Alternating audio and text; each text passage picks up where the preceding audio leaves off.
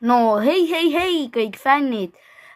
Täna me räägime natuke level 2500 levelist.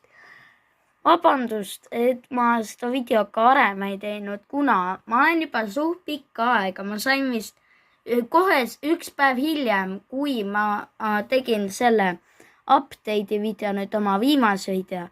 Enne seda siis üks päev hiljem siis ma sain level 2500.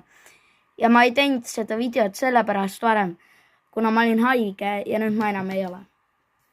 Aga siis level 2500 ei saa mingit OP-troodi minu jaoks väga suur pettumus, kuna te ei kujuta ette ka, kui palju vaeva ma nägin, et ma saaksin level 2500. Aga lihtsalt teile teadmiseks, et te saate ühe title'i.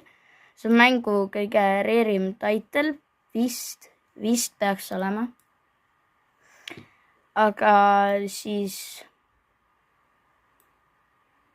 jah, et level 2500 seda roodi ei saa.